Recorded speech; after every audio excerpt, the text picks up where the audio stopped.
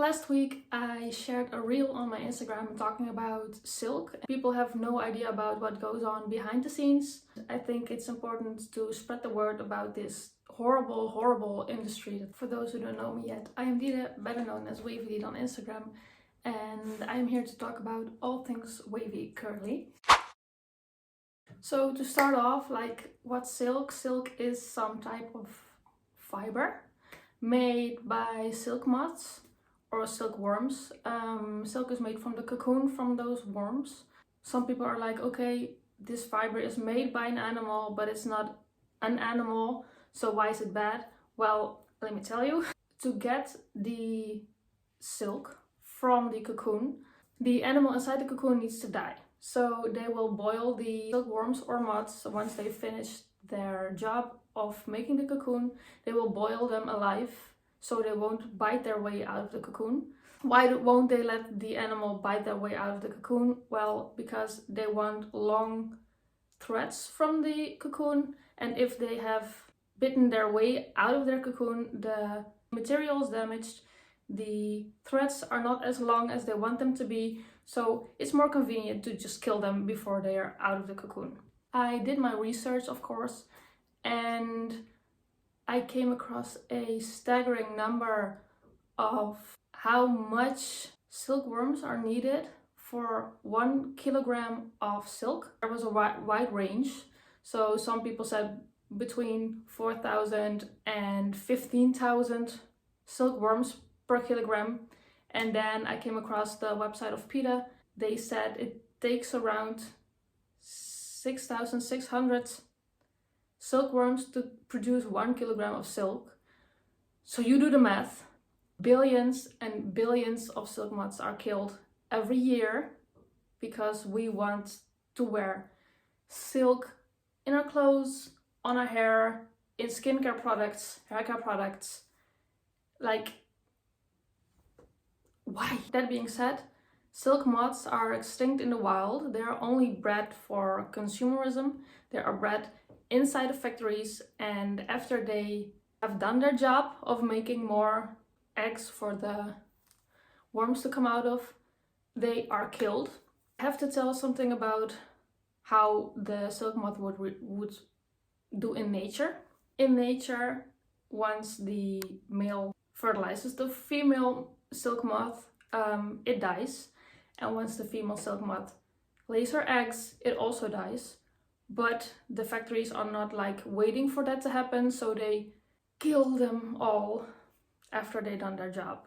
And I think it would be more animal friendly if they let nature take its course, even if they're bred inside a factory, let them die on their own terms. And the horror that's going on in the factories is not only about the animals.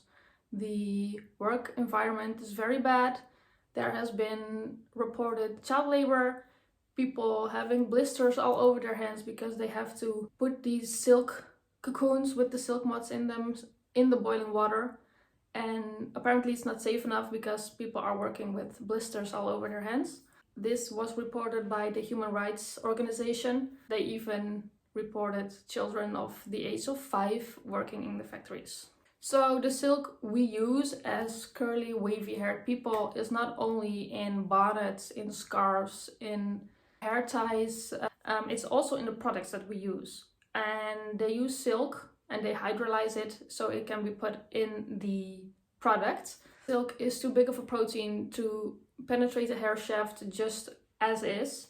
They will hydrolyze it. Hydrolyzing is breaking the bonds into small amino acids. And I came across a television show that was talking about silk and that was talking about putting them in the products because, there are also shower gels, body creams, facial creams, all of them with hydrolyzed silk.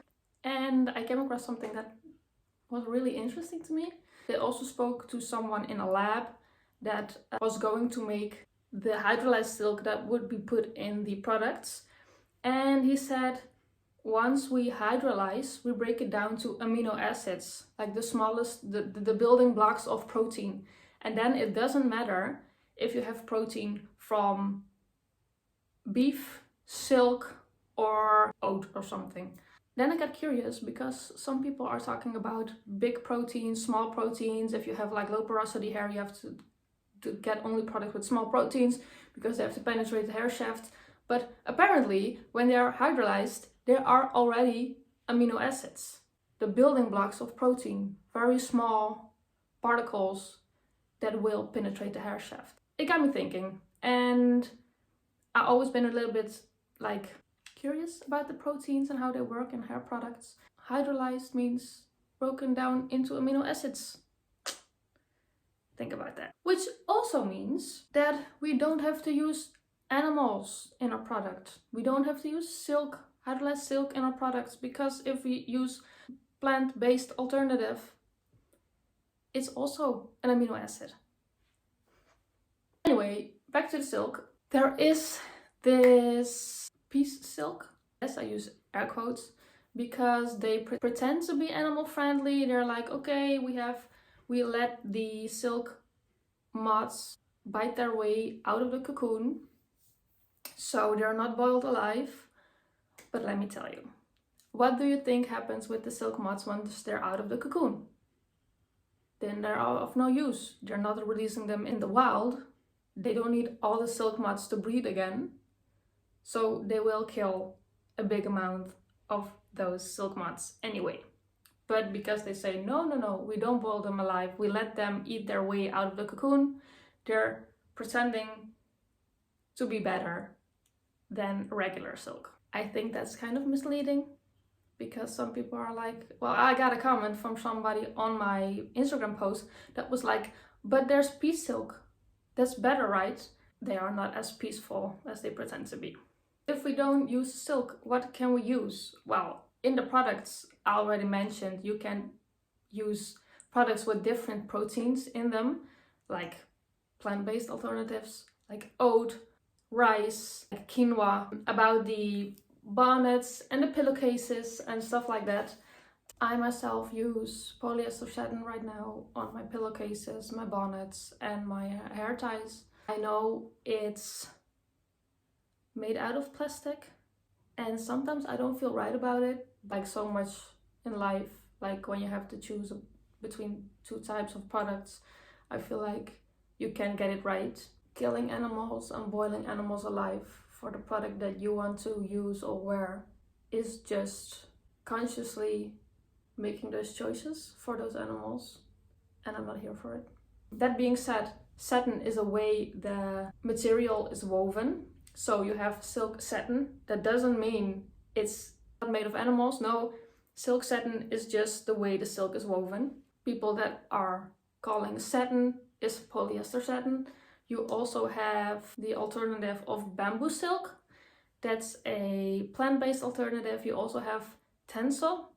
That's a alternative for silk that's made out of the fiber of a eucalyptus tree. But it's very, very expensive. It's not something that people who start out with their hair journey are willing to pay for. The last alternative, if you're like, I don't want to use fake silk or the alternative silk, or you have like some allergies, go secondhand shopping. If you really want to use silk, go to your thrift store and buy something secondhand. It's also better for the environment to go secondhand shopping, right? It's okay if you own them. Please don't throw them away, because then the animals died for nothing. But make choices that feel right to you and make an informed decision about the fabric that you use on your hair. That's all for this week's video. I know it's a interesting topic, but it's also like a hard topic and it's not fun. But I think it's important to raise awareness about this industry. If you have any questions, leave them in the comment section below. If you want to support me or like this video, please give this video a thumbs up and subscribe, and I will see you next week. I feel like I'm doing a presentation, you know, in front of a classroom.